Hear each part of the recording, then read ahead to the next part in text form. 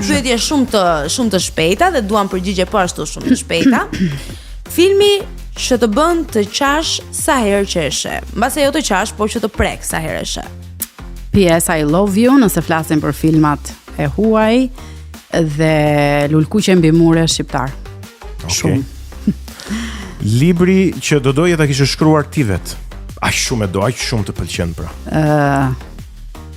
Në këto vitet e fundit kam studiuar shumë ventrilokuizmin dhe të folurin në publik. Pra janë dy rrymat që unë po përqendrohem. Përveç librave të tjerë që mund të jenë ndonjë roman ose ndonjë tregime për shembull që më pëlqejnë shumë. Do doja që të filloja vetë një libër, pa dashur të ripërmend ndoshta një midi i vezullues. I Khaled Hossein. Është një libër që ka lënë pak gjurmë tek unë. Po se dhe kam luajtur Miriamin, nëse e njeh si libër, e kam luajtur. Dhe është i fortë si fort. Unë besoj që është libër që nuk i rikthehesh dot për herë të dytë nëse i përjeton ato ndjesi ashtu sikur se transmetohen. Nëse flasim për një speaker po, nëse flasim për një artiste, flasim ndryshe. Dhe mbetemi tek libri i jetës tënde. Nëse do shkruaje një libër për jetën tënde, si do ta titulloje? Arjeta. Ose Arjeta ndko, nëse do kishte përmbajtje ventrilokuizmi brenda, se janë tashmë 5 personazhe. Okej. Regjisori që të frymëzon më shumë në punën tënde, mund përmendësh regjisor të huaj pa pasur asnjë konflikt interesi. Si do dëshirosh ti, ë? Regjisori që të frymëzon në punën tënde. Se ti je regjisor o Arjeta, apo jo? Me profesion, ke mbaruar akademinë. Sa mirë që ma kujtove. Po prandaj se u çuditë regjisorit. Jo, pyetja kush ishte regjisori që, pra varet nga se nuk isha tek po mendoja për Khaled. Ishte ndjell akoma, te deri rezullues. Okej. Nuk mund të vë një pik tek një regjisor, sepse unë nuk i shikoj asnjëherë në mënyrë shabllone filmat. Unë marr tek dikush marr fotografinë, tek dikush marr skenarin, tek dikush marr interpretimin. Në qoftë se do përmendim për regjisor shqiptar, pastaj që ka një lloj brumi dhe sjell një ndjesi të fortë në ekran, do thoja pa dyshim Dimitër Anagnostin. Okej. Vazhdojmë tek pyetja e radhës. Autori apo autoria që e rilexon shpesh, pra me pak fjalë autori ose autoria e preferuar? Këtu më duhet të dal pak fare nga autoria. Ajo që unë kthehem shpesh dhe rigjej veten është Bibla. Okej, mjaft interesante. Libri më i vërtet që mund të ekzistojë. Mirë, muzika që ty të ndez shpirtin. Është polifonia.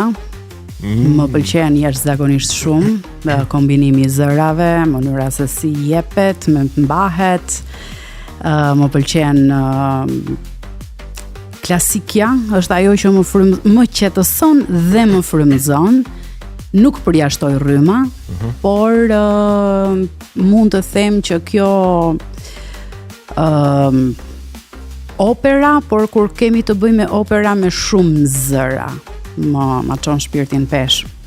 Qyteti ku do të jetoje përgjithmonë po të kishe mundësi? Kam zbuluar së fundmi se ku do ishte vendi përveç Shqipërisë. Unë Shqipërinë e dashuroj, nuk dua të jetoj këtu. Ishte një vend interesant. Kam shëtitur në vende të ndryshme. Po mirë, mos ta e thuaj. Amerika jo. Okej. Çuna e thuaj pra se jemi Zvicera. Okej. Edhe unë u çudita në fakt që pata një pëlqim aq të jashtëzakonshëm për Zvicrën. Interesante. Italia nuk do ishte keq, po Zvicra ishte Zvicër, nuk diskutohet. Okej. Një moment në skenë që nuk mund ta harrosh. Janë 2 momente. Njerë kur më ka kapur e qeshura dhe na ka kapur të gjithëve si grup dhe nuk dinim ku fusnim kokën dhe ka qenë ajo salla rrethore e Metropolit dhe ngado që të rrotulloheshim ne kishim publik dhe nuk e di se si në ato momente nuk kanë plas mushkrit e secilit nga ne dhe ne ishim flak të kuq, nuk pyeste një kishe grim apo s'kishe grim në fytyrë, thjesht flakërima doli. Mbaj mend që Çfarë ju bëri ai shumë për të qeshur? sepse ishte situatë, domethënë ti nuk e kontrollon, vjen një moment lodhje kur ti jep shumë shfaqje. Thjesht pam njërin nga kolegët që hyri me të mbathura, sepse ashtu ishte roli, ai kishte dalë 20 herë në 20 shfaqje, ashtu ne aty u kujtuam të qeshne.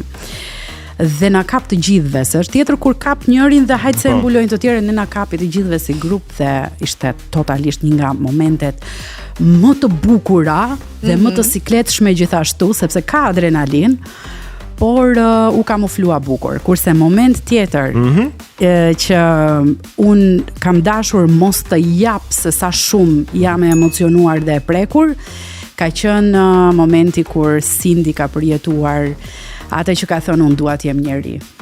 Bukur. Kështu që më është dashur ta mbaj. E fundit Viola. Jepi Viola sepse Razilja. E fundit. Dua ti bëjmë edhe këto shpejt. Hajde shpejt. Megjithatë, Jepi. Këshilla që të ka ndihmuar më shumë në jetë ose që këshilla që nuk do e harrosh asnjëherë. Mami im thot gjithmonë sa herë kam diçka për të bërë, guxo. Më bën ti këtë. E je zonja. Vazhdoj me gon Një shpejt. ëndër që se ke realizuar ende. Që kam parë apo që e kam? Jo, si ëndër, jo ëndër në kuptimin drejt për drejt. Në fakt tani nuk jam në fazën e ëndrave, jam në fazën e vizioneve. Kështu që Okej, i realizofsh të jemi, gjitha. faleminderit. Shpejt. This or that. Kjo apo ajo shpejt përgjigje lidhur me gjërat të cilat Jepi. krahasohen me njëra tjetrën. Skena apo klasa e trajnimit? Të dyja. Okej. Janë të ndara të dyja, 6 muaj njëra, 6 muaj tjetra ose 9 muaj njëra, 3 muaj tjetra. Okej. Balans, kjo është ajo që na duhet në jetë. Pa, Cindy apo Gjateli? të dy. Okej. Teatri apo kinemaja? Të dyja. Jepi Egon. Fjalimi i përgatitur apo improvizim total? Nëse do ishte për mua, i dyti. Okej. Të qeshur apo lot në publik? Të dyja. Në shfaqjen e ventrilokuizmit do t'i gjeni të dyja. Okej, Shqipëri apo jashtë? Shqipëri. Kukull apo mikrofon në dorë? Nëse nuk ka kukull, nuk ka pse të jetë mikrofone. Artist rebel apo trajneri disiplinuar? Trajneri disiplinuar. Okej. Mëngjesi qet apo natë kreative? Të dyja. Funksionojnë bashkë. Audiencë e madhe apo një bisedë intime? Varet nga kush është ky intimitet. Dhe fundit, fjalë apo heshtje? Si ta ndash? Nëse nuk ka heshtje, nuk ka fjalë. Bukur.